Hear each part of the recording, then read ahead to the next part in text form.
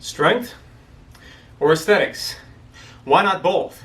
Some guys train for the classic bodybuilder look, but everybody wants to be stronger, healthier, and more capable. Now, genetics do play a role in your absolute muscle building or strength building potential, but without exception, everybody with the right approach can build a stronger, more aesthetic physique. It's about achieving your full potential. And these benefits don't just stop at the physical. They will impact your mental, emotional, and even in some cases, spiritual health as well. Hey guys, I'm Aaron Kubitz, personal trainer, functional aesthetics of Eau Claire, where I blend science and innovation to help busy men in their 40s build muscle, shed fat, and perform better inside and outside the gym. Okay, so before we get much further into the video, let's examine some of the origins of bodybuilding. So in the late 1800s to early 1900s, there was a movement called physical culture. This was the origins of the modern day strength and bodybuilding culture. Now, strength training, physical development has been around for thousands of years. I mean, you look back at the Greeks and the Romans, they were very much into building the body, athletics, things like that, primarily for the purposes of preparing themselves for combat in war, right? Now, a lot of this went by the wayside as people, there was the collapse of the Roman Empire, some of this stuff, a lot of this followed these civilizations, and people moved more from a cultured existence to a more survival-based existence through much of the Dark Ages, the Middle Ages, etc. Now, as we started coming into the Industrial Revolution, people started having somewhat a little bit more luxuries. Then they started turning towards, there was also some problems where when you are working hard physically, you automatically maintain a certain level of fitness, right? And so these early physical culturists sought to restore some of that strength and vitality that was lost through the process of technology taking over many of the tasks that people had previously done with their hands. Now, the early physical culturists, like the strongmen and the weightlifters, was mainly circus performers, right? You had guys like Eugene Sandow, some Bernard McFadden, even guys further back than that were practicing this stuff. You even had, dietary cults back then, where you had vegetarians, you had guys who were doing the high-fat and protein diets, right? Back then too. And these things, if you stick around with fitness long enough, you start to see a lot of trends resurfacing and coming back over the years as they fall out of favor, and then they come back as we find new studies. So anyway, the prevailing notion at that time was train for strength to build the body. So these guys didn't try to build their muscles up to look good. They tried to become as strong as they possibly could become, and in the process, their muscles built up as well.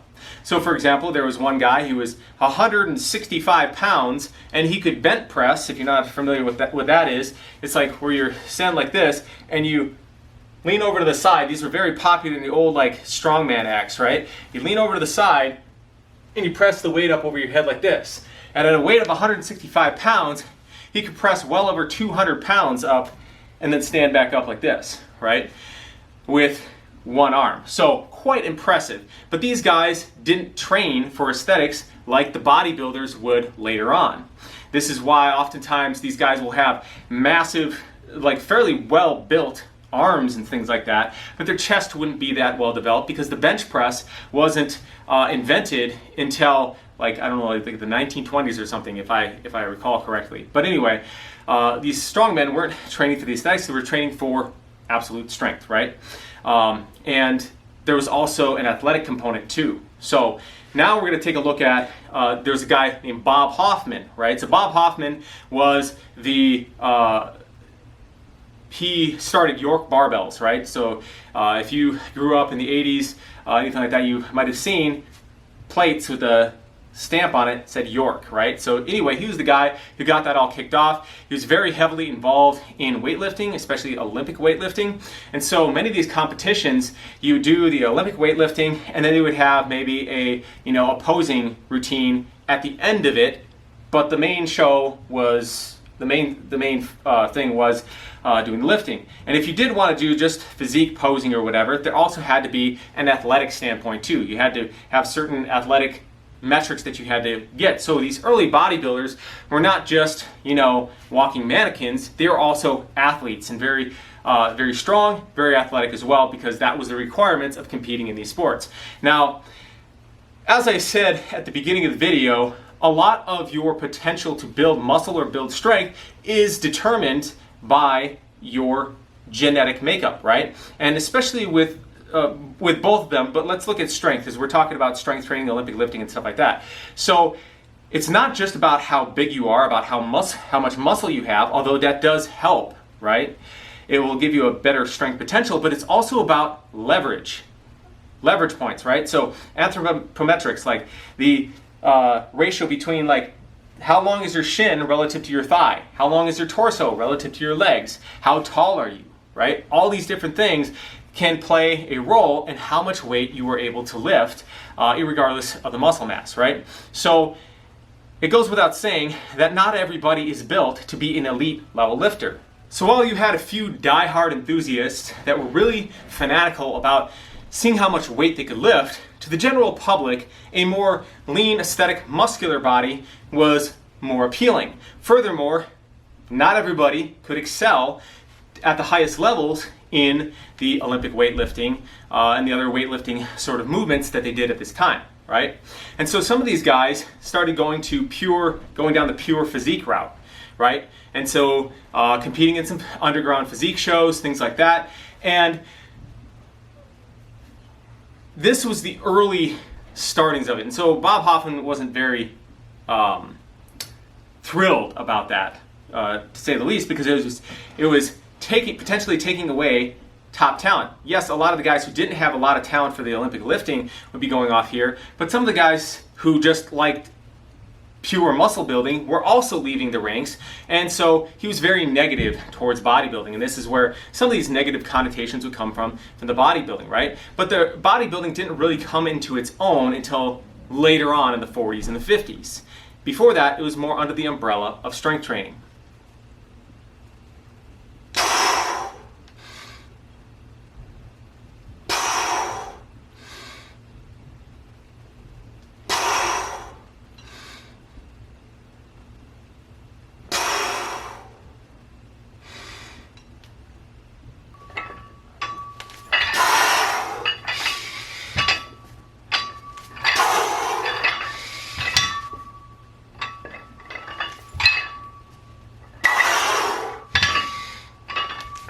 So what is bodybuilding when we break it down to its core, right?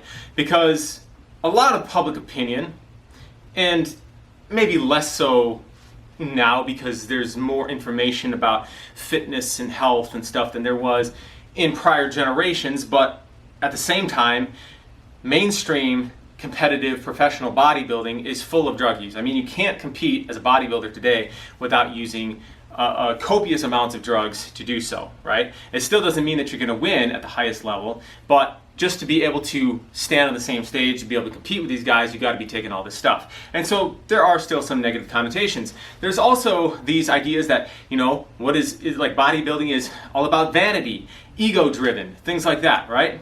And I would say, yes, there is definitely some of that in bodybuilding and in all of sports, right? But that's not limited to bodybuilding or sports in general. Ego is a state of the human condition. In fact, ego just determines, like, how do we see ourselves relative to the world? What is our place in the world, right? If you didn't have any ego, it'd be very hard to accomplish anything in life because you wouldn't have the confidence to do it. Now, there's ego in medicine, there's ego in business, there's ego in politics, there's even ego in religion, right? And so we gotta be careful not to throw the baby out with the bathwater. So what is bodybuilding at its roots? Well, at its roots, bodybuilding is not just about building bigger muscles, getting as big as humanly possible. It's about building a balanced physique. Yes, you want to be big enough to fully showcase the muscular structure that you have, but it needs to be done not at the expense of sacrificing the aesthetic look, right? You need to be making sure that your chest is not overpowering your back. and that your biceps aren't overpowering your triceps, and that your hamstrings aren't overpowering your quadriceps. Now, bodybuilders are doing this not from the standpoint of they want to be super healthy necessarily, but in the process of pursuing an aesthetic physique, they tend to also improve posture and their balance, etc., right? And so that's what I really want to focus on today, the mental health aspects of how bodybuilding can help you to improve mental health. Now, in a later video, so in my next video, I'm going to be talking about some of the potential downsides of mental health with bodybuilding when you have a myopic focus on creating your best body, right? But bodybuilding done in a holistic manner, balanced out with other things, can actually be very beneficial for your health. And this isn't just from the aspect of discipline, right? So with bodybuilding, like I often say, generally getting big is not really that hard. Getting big while maintaining an aesthetic balance and a healthy or lower end body fat percentage is more difficult. And that requires a focus on both your nutrition and your training over months and years of time. And that can play over into other aspects of life. That ability to focus and keep yourself disciplined for long periods of time bleeds over into other aspects of life. And so bodybuilders who are not just pure bodybuilders, like for example Arnold Schwarzenegger. Arnold Schwarzenegger was an exceptional bodybuilder, but he was also exceptional in the way that as there were some bodybuilders that I feel were equally as good as he was, right? Although I would say probably nobody had as good a biceps as Arnold Schwarzenegger, right? But they were so focused on the bodybuilding that they didn't focus on anything else. Whereas with Arnold, he loved bodybuilding, but he loved success more. And so bodybuilding was a stepping stone to get into the movies, to go on and do other things, right? And so he could take the discipline and the focus and the restraint that he learned in the bodybuilding stuff and go and achieve success in other areas of life. And you can see this with other athletes and other athletic disciplines as well, but especially with bodybuilding because it requires such a high level of focus and discipline. But let's go and transition from this, because we're all just talking about like the mind here, right? And the pursuit of the thing, of creating a better physique. But what about from a physiological standpoint, and how just purely from a physiological standpoint of improving the balance of your body, how does that help you to improve, like enhance the health of your mind, right? Because if you think about it, you have your central nervous system, which the spinal cord, right, up into the brainstem, but your brain is not this separate entity from the body. The brain and the body are all connected together. And this is why somebody can be really upset and their gut, you can start getting butterflies in your gut, right? You can start getting diarrhea. You can start getting really sick, like systemically sick, if you are mentally unwell for a long period of time, right? And the same thing, if your body is really sick, your mind can start to become sick as well.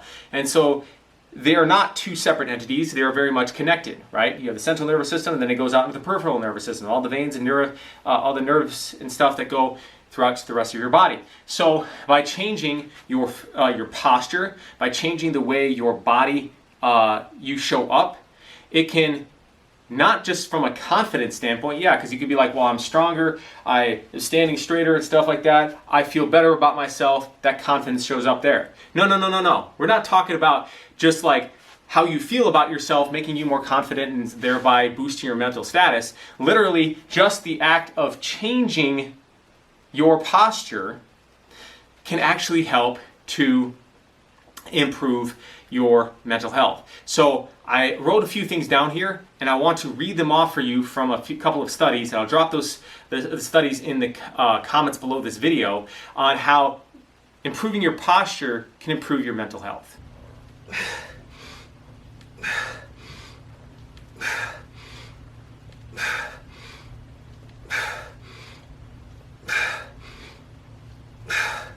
All right, so these studies show that adopting an upright, seated posture in the face of stress can help to maintain your self-esteem, right? If you never probably never seen somebody who had, like, anytime you're feeling sad, you're feeling depressed, you're feeling insecure, what do we tend to do? We tend to like kind of fold in a little bit, right? Whether that's crossing our arms, whether that's crossing our legs, when we're sitting in a chair, we're slouched and stuff like that.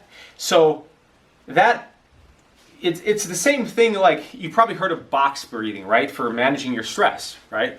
So when we are under stress, we tend to breathe shallow and more rapidly, right? And that exacerbates this stress response, right? On the other hand, just before you're about to fall asleep, what is generally going on? Your breathing tends to become deeper, right? When you're relaxed, you're more open, you're breathing deeply, right? And so if we feel ourselves becoming stressed, we can override that stress response to a large degree by changing the physiology, by breathing deeply, right? So the box breathing is consciously slowing down our breath rate so that it changes our physiological response. Because getting stressed or overwhelmed has to do with the meaning that we attach to the stimulus. Because that's why you can have two people that are under similar circumstances, but the one person doesn't attach much meaning to that circumstance, and so they're fine. The other person, it's very important to them, and so they get very stressed from it, right? And so if we understand that it's the meaning that we attach, we can consciously decide, I don't want to be stressed right now, and so I'm going to regulate and recreate the physiological state that signals to the body, hey, you are not stressed, okay? And so that's really the similar thing that this posture thing is doing, right? If you're always slouched over like this, if somebody, when they're slouched or slumped like this, is depressed or mentally unwell, right? Then if we do the opposite, wouldn't it tend to have the opposite effect on your brain? And that's what these studies show. So sitting upright increases your rate of speech, right? Probably just because you're also able to get more oxygen into your lungs, right? You're more alert. You're not caving in on yourself. There's also a reduced focus on self. And this might be going off in the weeds here a little bit, but it's been said that humility is not to think less of yourself. Rather, it's to think less about yourself. Think less about yourself. We tend to always be thinking about ourselves all the time, right? So it's to be more other-focused rather than self-inward focused. Some very depressed people are often very self-focused because they're always focusing on themselves rather than how they can help other people, right? When your focus is directed outward and rather than inward, you oftentimes can have a boost in your mood. So, sitting upright or standing upright helps to make you more resilient to stress. It also helps to influence your emotional response, right? You're more emotionally grounded when you're upright, calm, and relaxed. We train, and so with the bodybuilding, training in a balanced way where you are emphasizing not, if you do a bunch of bench presses and a bunch of curls and stuff, and you start to go like this, concave chest like this, what's that going to do? You're probably going to view yourself and maybe even subconsciously have a little less confidence. If you're doing more of those rows and stuff, and you're doing the Y raises and all this, getting that posture up like this, breathing deep, stretching out, those kind of things can help to improve your confidence.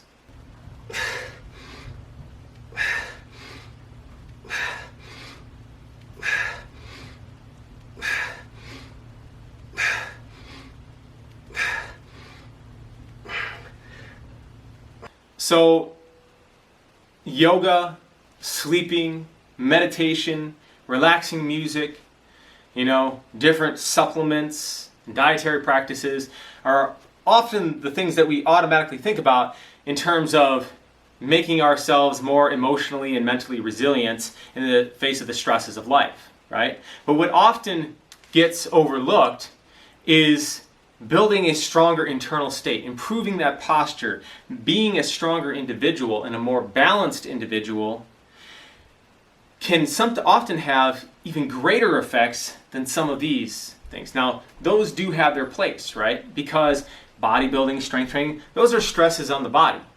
And so you don't want to always be in this stressed out state. In fact, if you're lifting too much and not eating enough and not resting enough and not managing stress with other techniques like deep breathing and the supplements and stuff, then you could enter an overtrained state. You could actually be under more stress and you would limit your ability to build that solid, healthy, balanced body that you were looking for. And so yes, we need the balance, but people oftentimes overuse the more passive forms of stress management rather than building themselves as a stronger individual. And this is what I think is encapsulated in Bruce Lee's quote where he said, "Don't wish for an easy life, pray for the strength to endure a difficult life." And that's why in my hybrid strength program with my guys, I don't just focus on just the bodybuilding.